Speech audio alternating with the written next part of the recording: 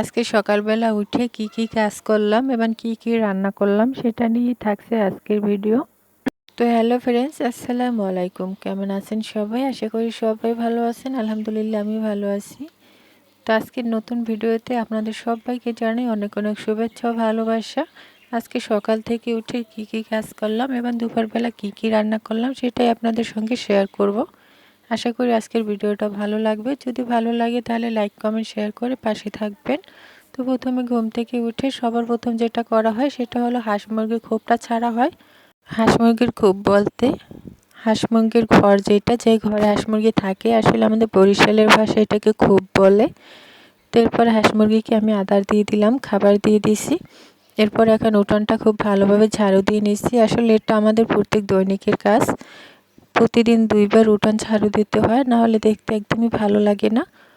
এরপরে নিয়ে নিলাম 1 কলসি পানি, এটা রান্না করার জন্য বলতে এটা দিয়ে আমি শাকসবজি কিংবা চাল ধুবো।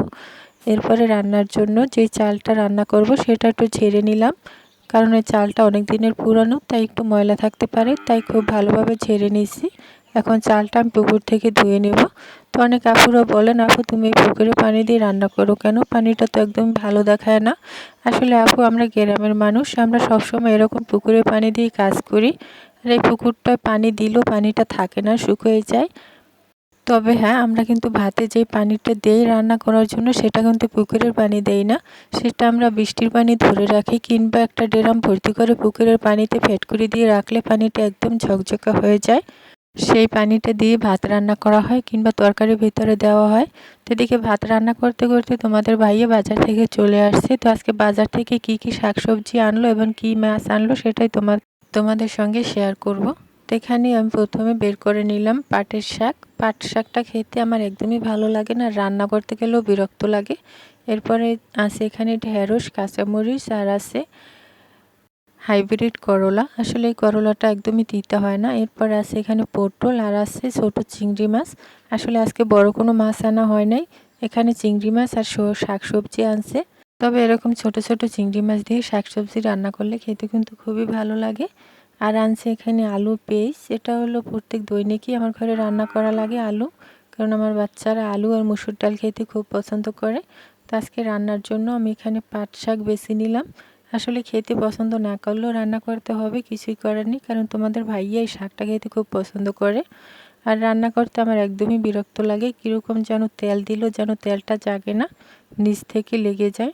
তো অন্যদিকে দেখো ভাতটা হয়ে গেছে। তো ভাতের পাতিলটা আমি এখন ফ্যানটা গেলে নিব। এরপরে আমি পাট শাকগুলো একটু ধুয়ে কিছুক্ষণ রেখে দিয়েছি, এখন খুব ভালোভাবে কুচাই নিব আর রান্না করব। ফ্রিজে পাঙ্গাস মাছ আছে, সেটা দিয়ে পটল রান্না করব। তো ভিডিওটা এই পর্যন্ত ভালো লাগলে চ্যানেলটা সাবস্ক্রাইব করে পাশে থাকবেন, আর ছোট্ট করে একটা কমেন্ট রেখে যাবেন, যাতে করে আপনাদের পেজটা ঘুরে আসতে পারি। তো শাকটা কুচানো হয়ে গেছে। এ পর্যায়ে আমি কাঁচামরিচ নিয়ে নিলাম। কাঁচামরিচগুলো আমি একটু ফেলে নিব শাকে দেওয়ার জন্য। এখন কয়েকটা পেঁয়াজ কেটে নেব, পেঁয়াজ, আলু, আর নিয়ে নেব কয়েকটা পটলগুলো মাছ বরাবর কেটে একটু কেচে নেব। তো তরকারিগুলো কাটা দেওয়া হয়ে গেছে, এখন সব কিছু রান্নার জন্য একদম রেডি করে নিয়েছি। আর এখানে পাঙ্গাস মাছ বের করে নিয়েছি ফ্রিজ থেকে, খুব ভালোভাবে আমি আগেই ধুয়ে রাখছি। এরপর আবারও খুব ভালোভাবে ধুয়ে নিলাম। আর এখানে নিয়ে নিলাম পাটের শাক, কাঁচামরিচ, পেঁয়াজ, সব কিছু রেডি করে এখন রান্নার জন্য গরম চুলা একটা কড়াই বসাই দিলাম। এরপর দিয়ে দিলাম সয়াবিন তেল, দিয়ে এখন পাঙ্গাস মাছের পিসগুলো আমি খুব ভালোভাবে একটু লাল লাল করে ভেজে নিব। পাঙ্গাস মাছ যত ভালোভাবে ভাজা যাবে ততই কিন্তু খেতে ভালো লাগবে। আর পাঙ্গাস মাছ ভাজার সময় অবশ্যই চুলার জালটা একটু কমাই রাখতে হবে, তা না হলে মাছগুলো একদম পুড়ে যাবে আর ভিতরটা শক্ত হবে না। তো অবশেষে পাঙ্গাস মাছগুলো খুব ভালোভাবে ভেজে নিয়েছি, একটু লাল লাল করে ভেজে নিয়েছি। এরপর ওই বাকি তেলের ভিতরে দিয়ে দিলাম কেটে রাখা পটল আর আলু, দিয়ে খুব ভালোভাবে আমি তেলের সঙ্গে ভেজে নিব। তো পটল ভাজা হয়ে গেছে, এখন দিয়ে দিলাম পেঁয়াজ আর অল্প একটু রসুন আর জিরা বাটা, যেহেতু মাছ দিয়ে রান্না করব। এরপর খুব ভালোভাবে আমি ভেজে নিব।